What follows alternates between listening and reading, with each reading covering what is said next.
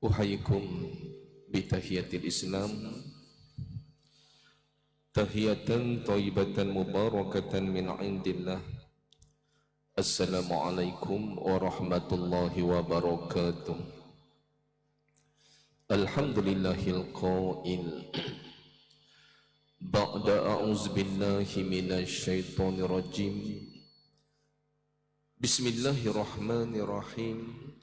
Alhamdulillahilladzi anzala ala 'abdihil kitaba wa lam yaj'al lahu 'iwaja qayyiman liyundhira ba'san shadidan min ladun wa yubashshiral mu'minina alladhina ya'maluna as-solihati anna lahum ajran hasana makithina fihi abada wa yunzira alladhina qalu ittakhadallahu walada ma lahum bihi min ilmin wala li abaihim kaburas kalimatan takhruju min afwahihim in yakuluna illa kadhiba fala'allaka bakhi'un nafsaka ala atharihim illam yu'minu bihadzal hadithi asafa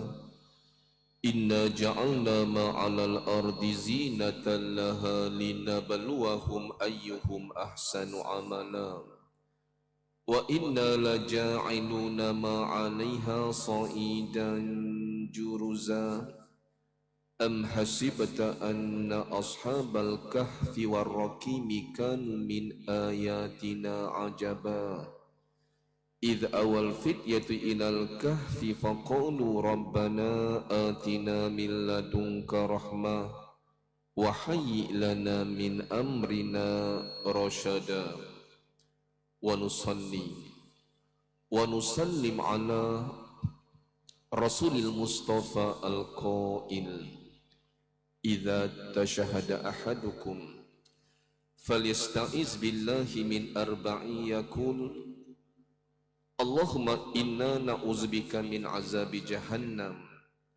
wa min azabil qabr wa min fitnatil mahya wal mamat wa min syarri fitnatil masihid dajjal. Salatu wa salaman daimaini mutalazimaini ila yaumiddin. Subhanaka la ilma lana illa ma 'allamtana innaka antal alimul hakim. Qala rabbi shrah li sadri wa yassir li amri wahlul 'uqdatam min lisani yafqahu qawli. Rabbi yassir wa la tu'assir.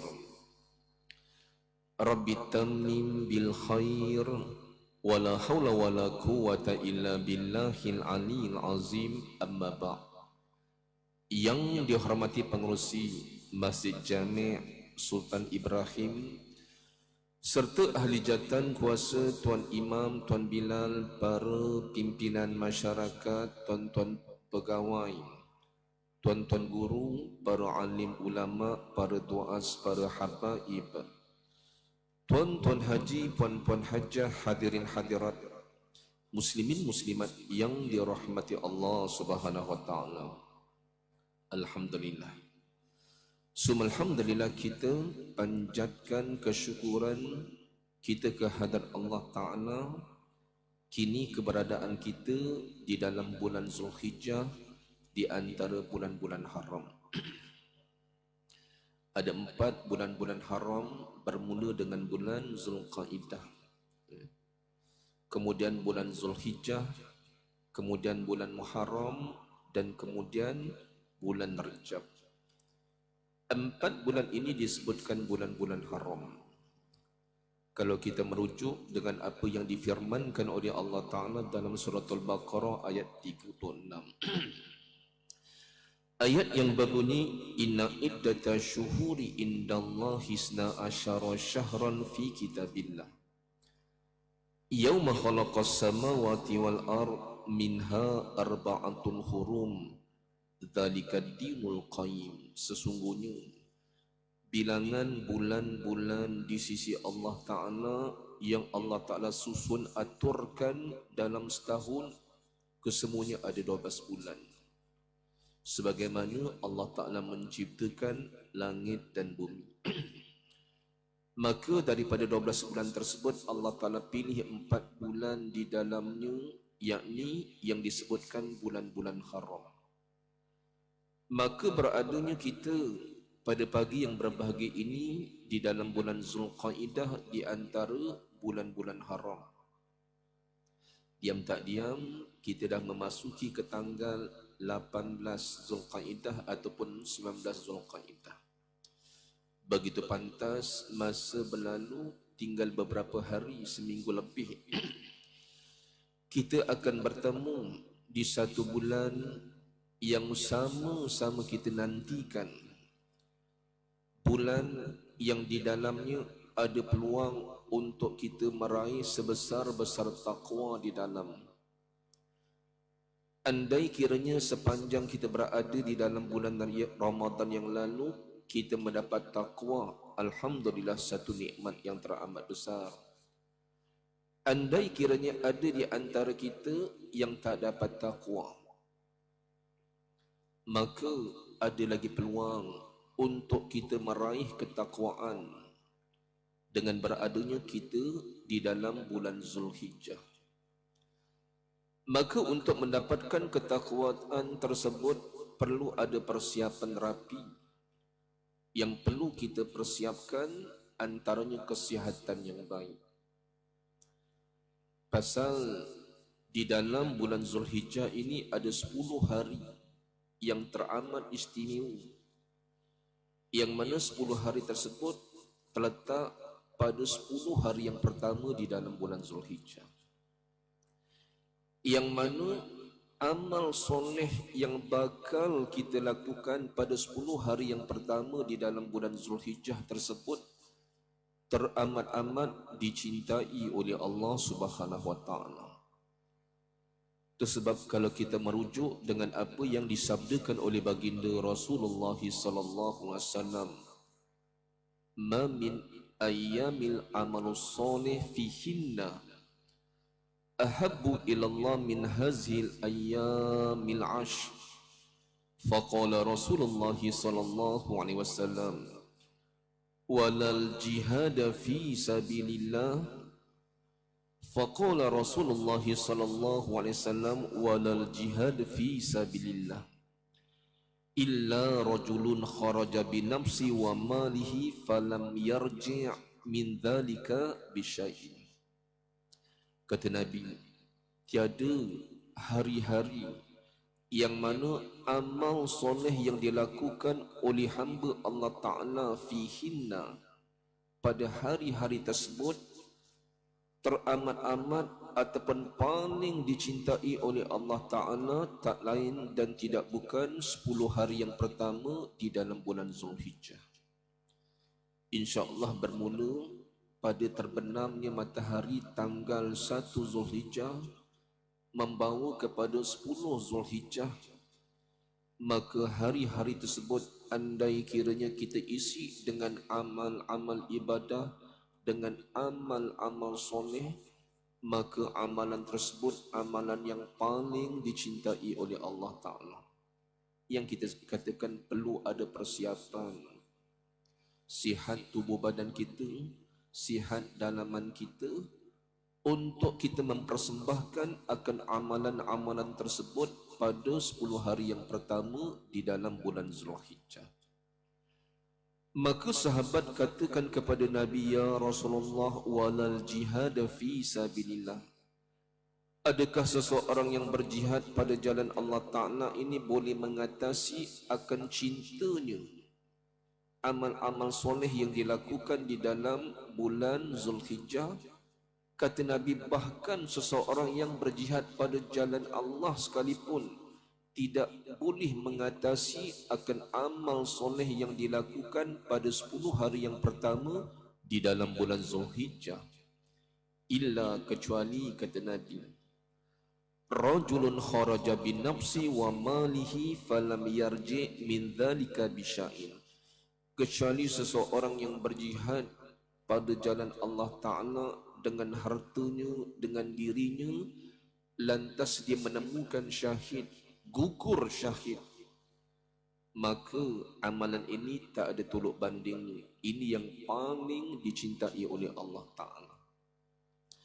Maka selain itu, amal soleh yang kita lakukan tidak boleh mengatasi amal soleh yang kita lakukan sepanjang beradanya kita pada 10 hari yang pertama di dalam bulan Zulhijjah.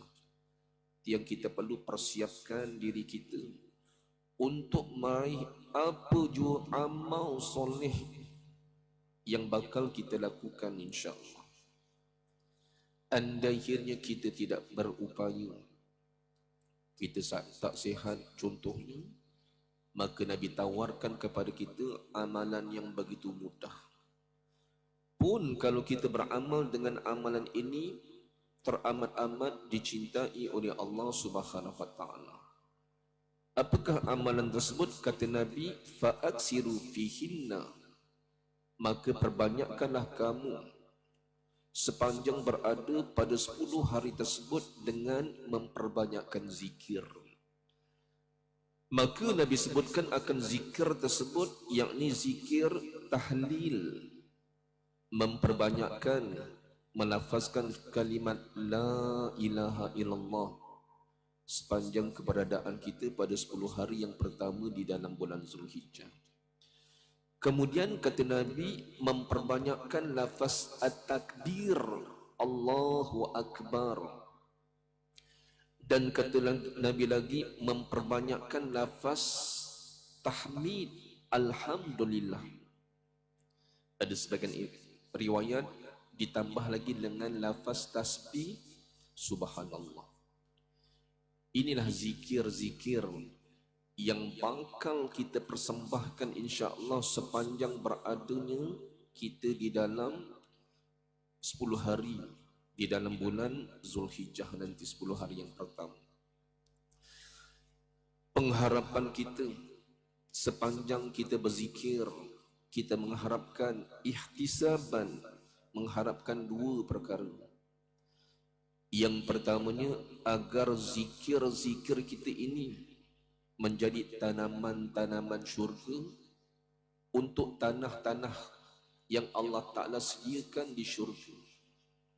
Sesungguhnya kita ada memiliki tanah-tanah yang lebih luas daripada tanah yang kita miliki ni kat dunia.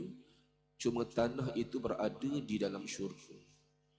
InsyaAllah tiba masanya kita akan menghuni akan syurga Allah Ta'ala dengan memiliki akan tanah-tanah tersebut yang subur dan luas. Maka ketika mana Nabi nak turun ke dunia dalam proses peristiwa Mi'raj, sempat Nabi singgah di langit yang ke-7, bertemu dengan Nabi Allah Ta'ala Ibrahim AS.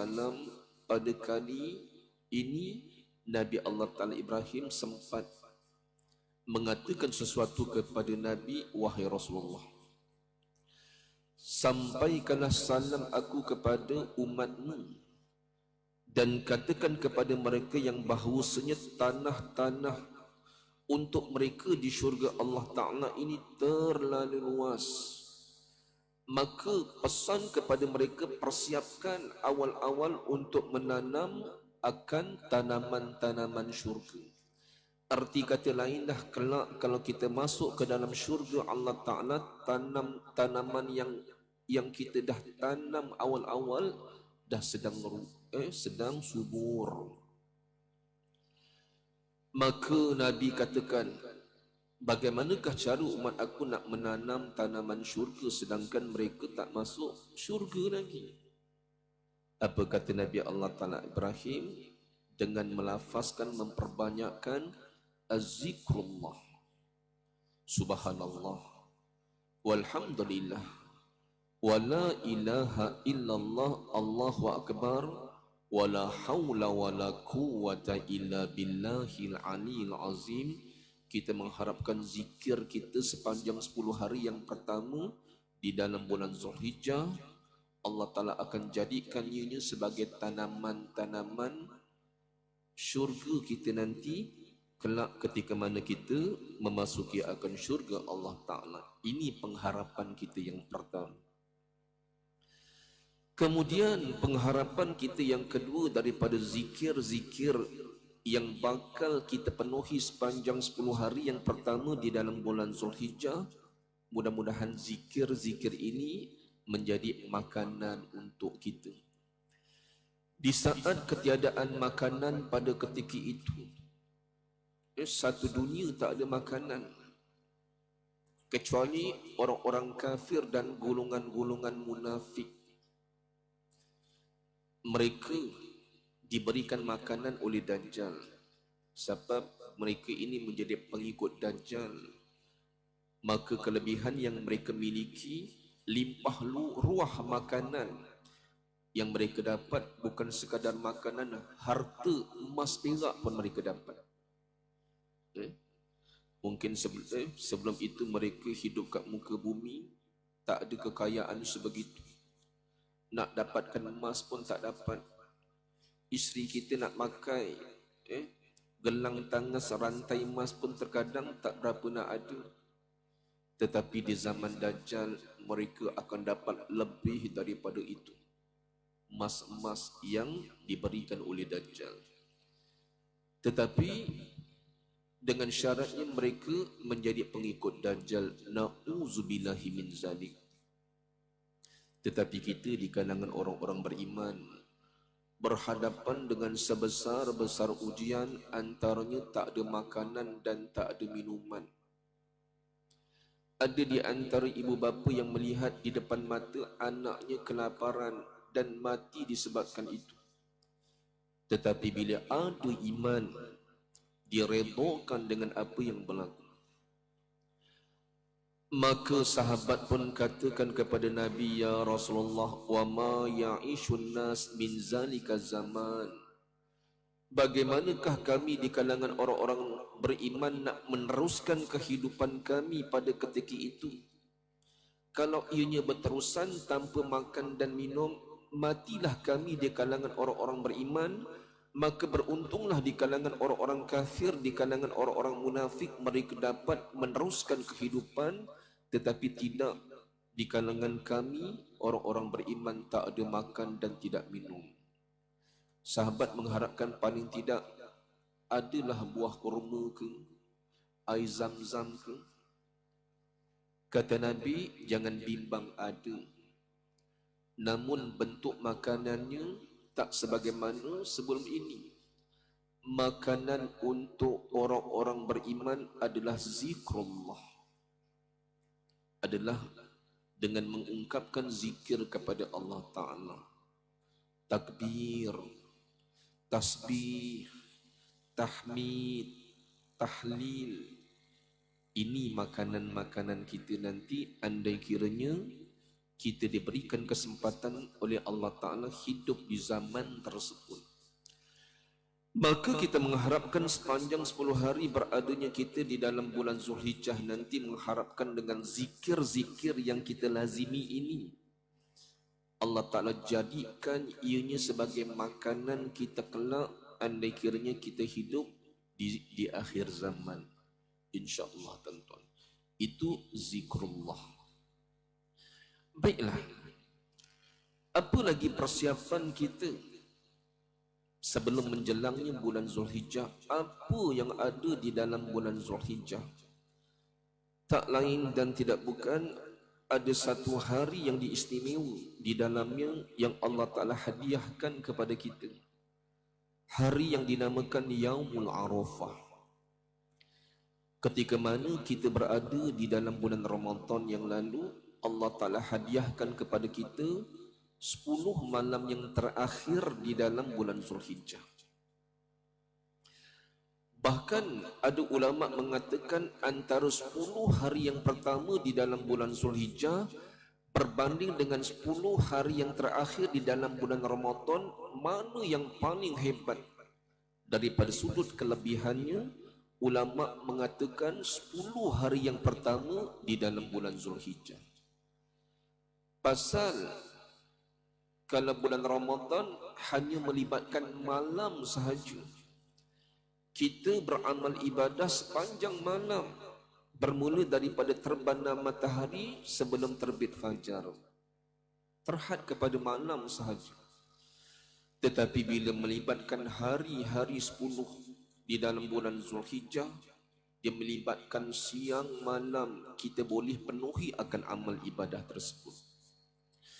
Di dalam bulan Ramadan, 10 hari 10 malam yang terakhir, Allah Ta'ala hadiahkan di dalamnya satu malam yang dinamakan malam Lailatul Qadar, lebih baik daripada 1000 bulan.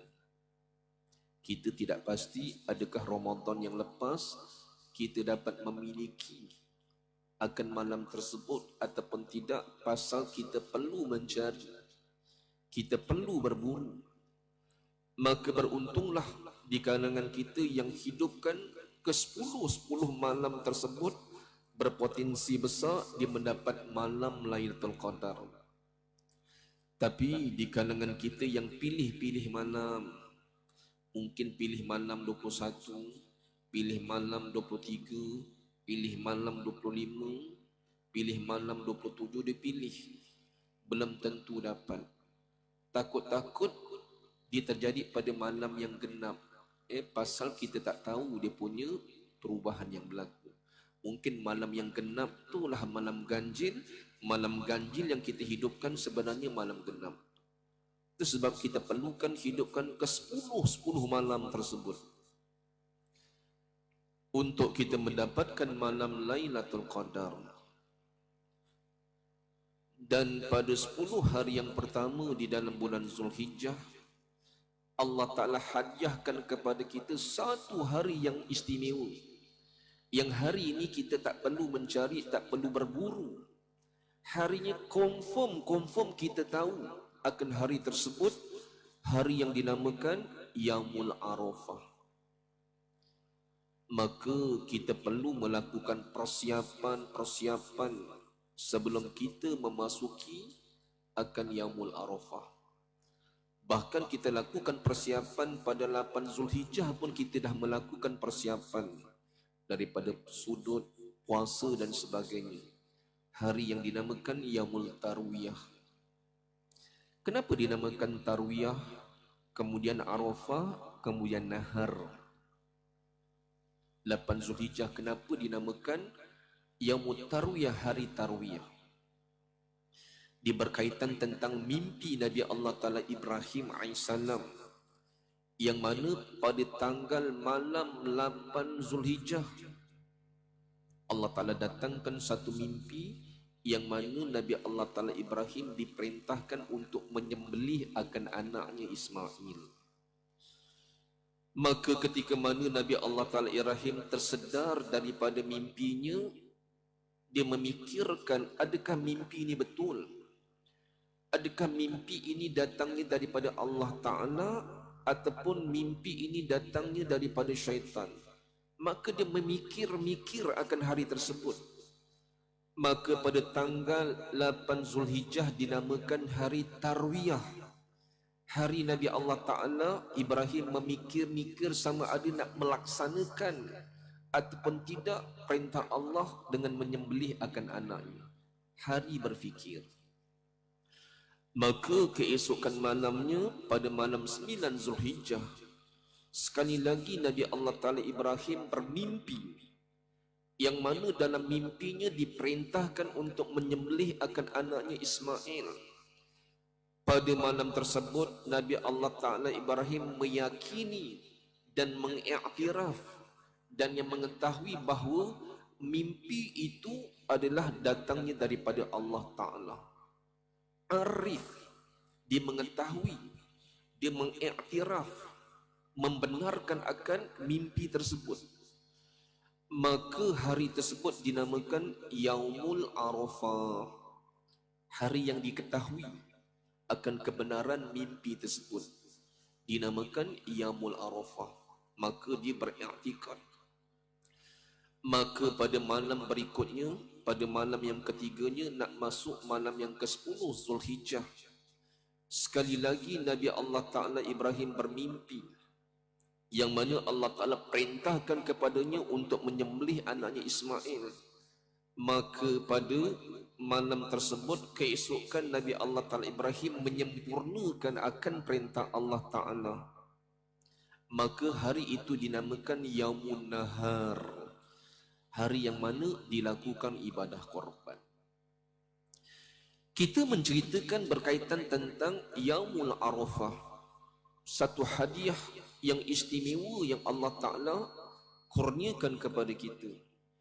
Bahkan ia juga merupakan hari raya daripada sudut amal ibadah yang ada di dalamnya.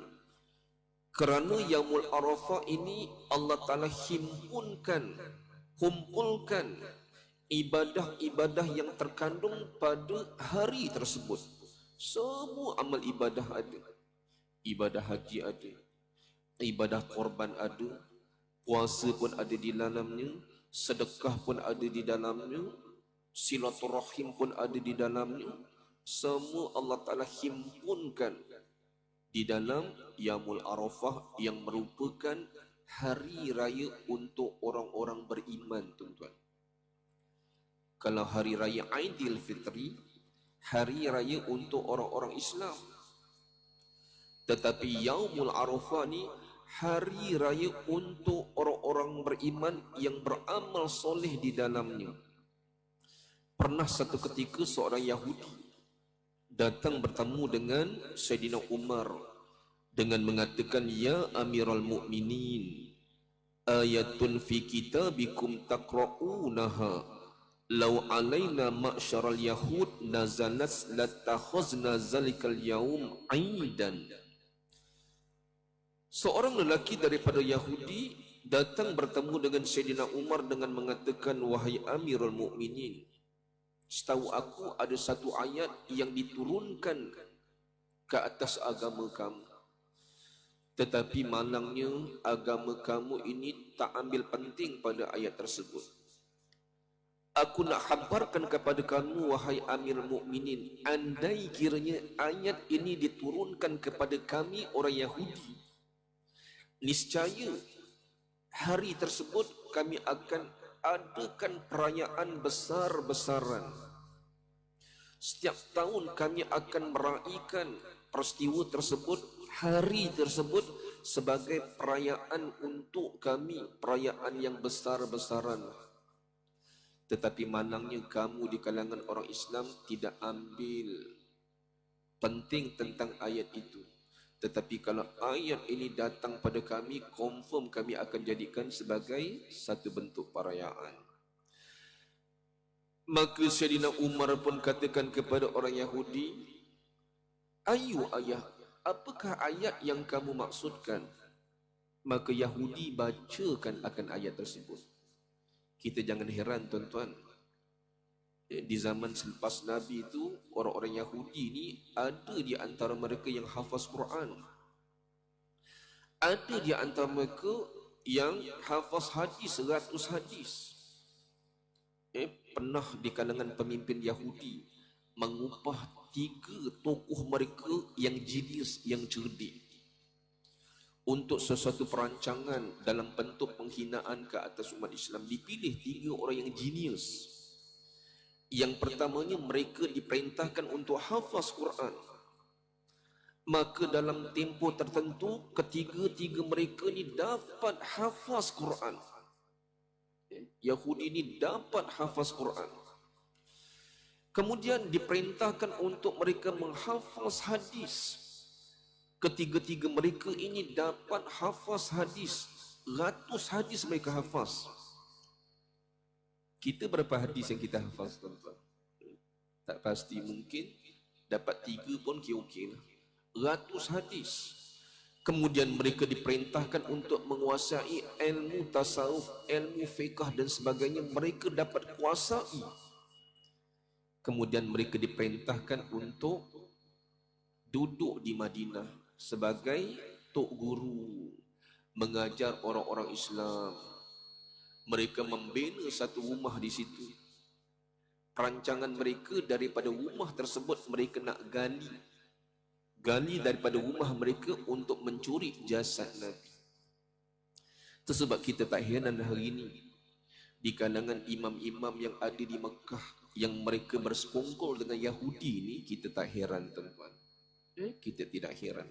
Bahkan sebelum itu lebih faqih daripada mereka ni mendukung Yahudi. Maka hadirin hadirat muslimin muslimat yang dirahmati Allah Subhanahu wa taala. Bila Sayyidina Umar katakan apakah ayat tersebut, maka Yahudi pun bacakan akan ayat tersebut. Ayat yang berbunyi al-yawma akmaltu lakum dinakum wa asmamtu alaikum ni'mati wa raditu lakumul islam madinah. Dalam surah Al-Maidah ayat 3.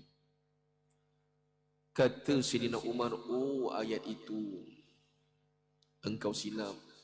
Sesungguhnya kami ini di kalangan orang-orang Islam sedang meraihkan dan setiap tahun kami meraihkan akan perayaan tersebut. Untuk makluman kamu, ayat ini turun ketika mana Nabi sedang berdoa pada hari Arafah. Ayat ini turun pada hari Arafah. Bahkan ayat ini turun pada hari Jumaat. Kamu nak katakan kami tidak meraihkan perayaan tersebut? Kami meraihkan. Setiap kali kami berada di dalam pada hari Yaumul Arafah, kami akan meraihkan perayaan tersebut besar-besaran ke atas orang-orang beriman. Itu sebab Yaumul Arafah ini adalah perayaan untuk kita di kalangan orang-orang beriman daripada sudut melakukan amal ibadah. Kita berpuasa. Bahkan kita berkongsi sebagaimana mereka yang melakukan pantang larang dalam ihramnya. Kita pun turut merasai termasuk di antara pantang larang. Kita tidak boleh menggunting rambut. Kita tidak boleh potong kuku. Bagi kita yang ada niat melakukan ibadah korban, ini pun satu persiapan tuan-tuan, perlu kita peringatkan balik. Mungkin ada di antara kita yang nak melakukan ibadah korban, tak kira ibadah korban tempatan di tempat kita ataupun ibadah korban di luar negara sekalipun. Antara perlu yang kita peringatkan setiap kali apabila masuknya faidha uhillah Zulhijjah, masuknya bulan Zulhijjah, anak bulan Zulhijjah, fala ya'khuzanna min sya'rihi wala azfarihi. Sama sekali kita tidak dibenarkan untuk potong rambut, cabut rambut, cukur rambut, cukur segala-gala bulu yang ada. Begitu juga dengan kuku kita, tak boleh cabut, tak boleh ketip dan sebagainya. Kita sedang merasai apa yang dirasai oleh orang-orang yang sedang berihram haji. Ini yang kita katakan Yaumul Arafah ini terhimpunnya amal ibadah di dalam. Inilah perayaan kami. Pada tanggal tersebut, siapa kata kami tak raikan? Bahkan ketika mana ayat ini diturunkan pada hari Jumaat, maka setiap minggu kami meraihkan akan perayaan tersebut. Bahkan hari tersebut kami pilih menjadi Sayyidul Ayyam, penghulu segala hari, yakni hari Jumaat.